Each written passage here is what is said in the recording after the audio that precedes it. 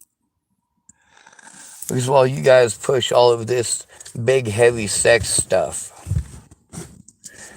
you push it all the time. You project it onto just men. The thing is, this is a dog-eat-dog world. I'm never going to be Tyson Beckford. I'm never going to be Josh Martindale, a.k.a. Joshua Grimm. I'm never going to be the guy that you ladies throw yourselves at. But also, that's one of the things that I am so incredibly glad about. Most of the men that I know in relationships, I feel sorry for.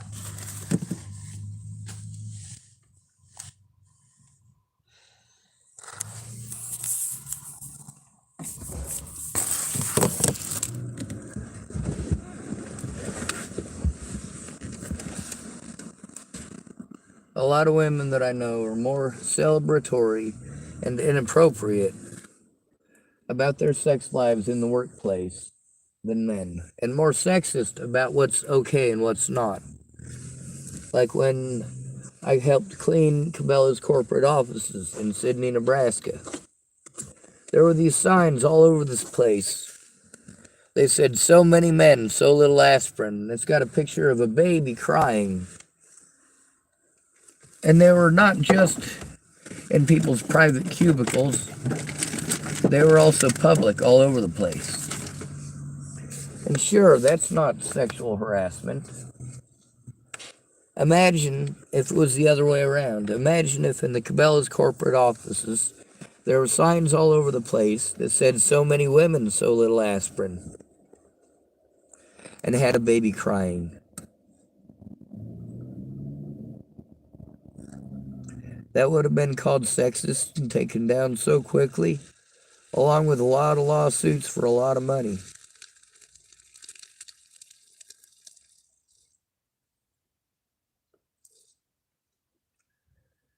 We've made it legal for women to be entirely sexist against men, and to hold against all men the gender weapons of a far bygone era. Who is alive today who had to endure that stuff? Literally nobody. Literally not a single woman alive today was alive for that crap while old enough to be in a relationship like that.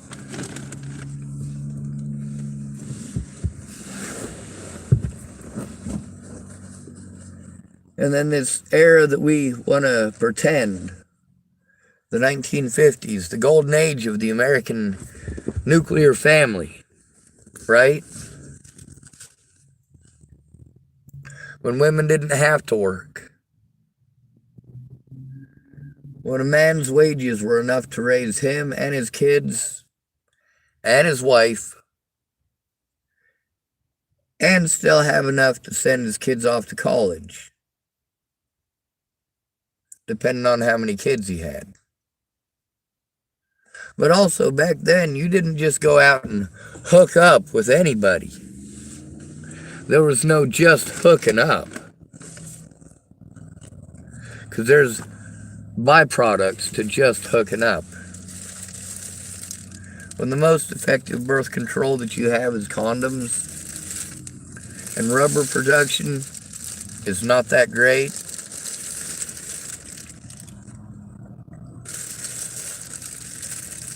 well,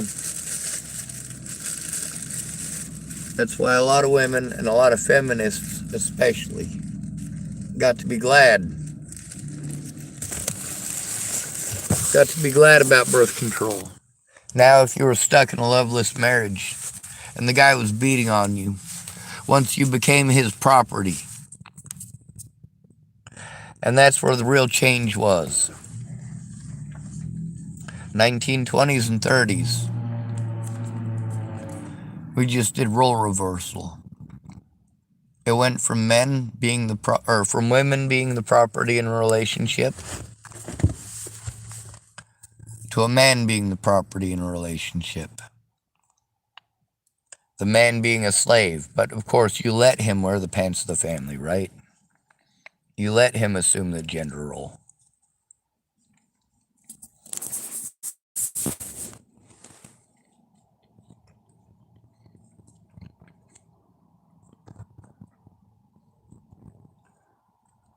Many of the women that I know, they put importance on 3 milestones in a relationship. First kiss, first times you have sex, and then, of course, when you get married.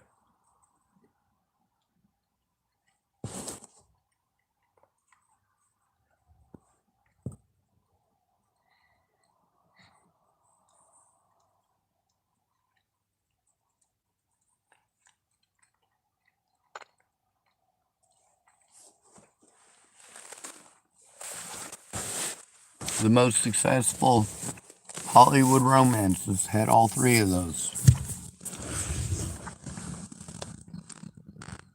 In the olden days, it was the first kiss, the insinuation of possibly having a intimate act, and then the marriage. And usually the intimate act part was after the marriage in those older movies.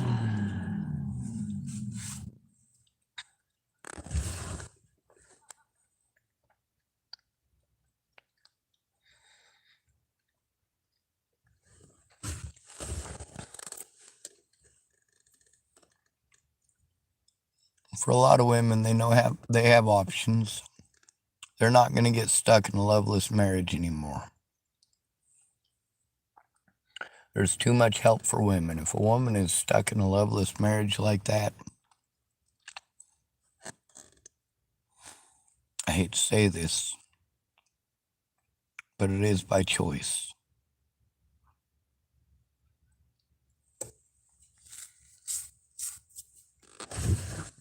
When I left Virginia, that was just a friendship. And you see how evil that turned. With Crystal Beauchamp, we weren't even friends. I was just somebody who happened to come along when she was being victimized and was too drunk to defend herself.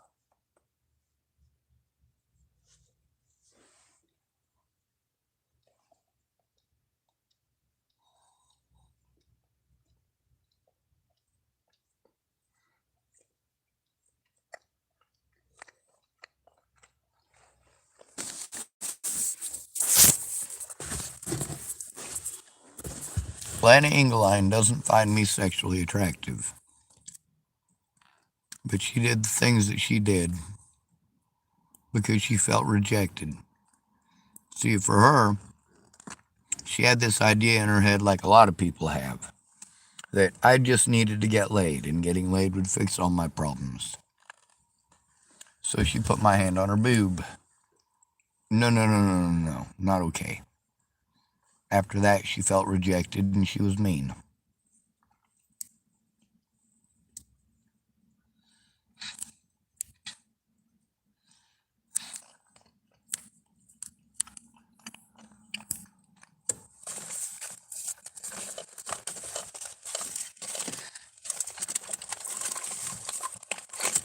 With Jamie Curtis,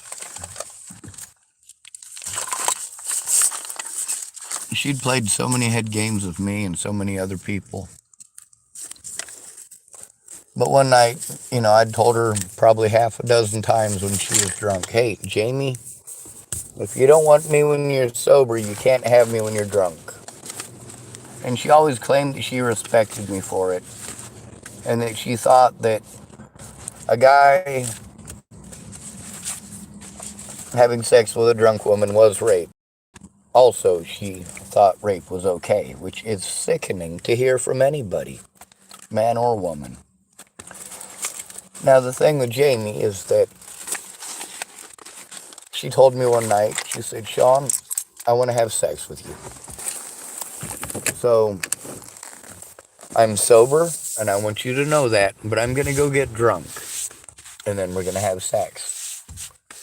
And she got drunk, and I went to the bathroom, and that's the infamous Willie story, when I zipped up the side of my you-know-what. And, yeah, she felt rejected after that. She admitted to that, too.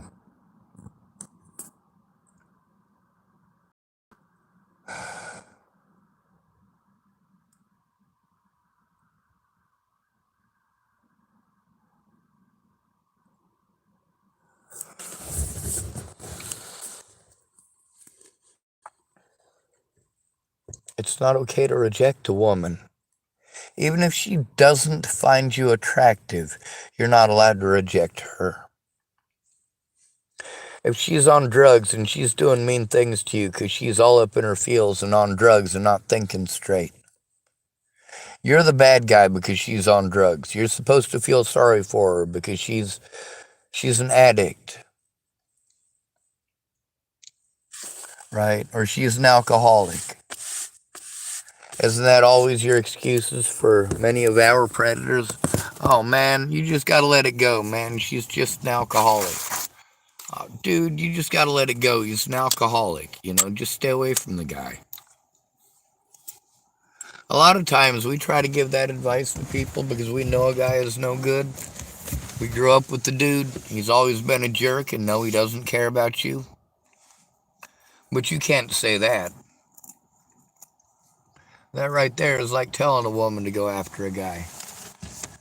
That's like telling her to go throw herself at him. And that's one of the messed up things about female psychology. Women's decisions are a lot more heavily dependent on what the people around them think than we pretend. And guys, well, we have to power through everything regardless of what everybody around us thinks. Could I possibly be ever married to a Kardashian? Are you kidding me? I could not handle that.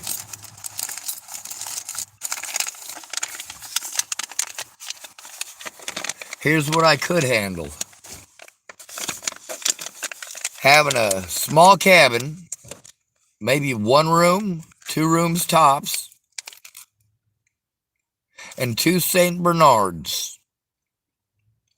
That is good enough for me. There's parts of your anatomy that you don't need to draw attention to, because no matter how much you try to pretty yourself up, I'd rather hang out with you while you're in sweatpants. I'd rather hang out with somebody in a comfortable position.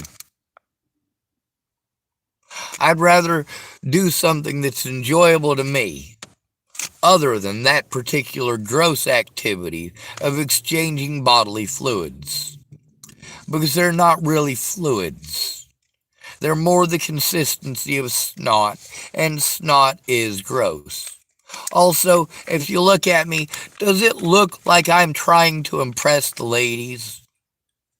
Does it look to you like I try to make myself pretty for the ladies? I don't care what the hell you look like.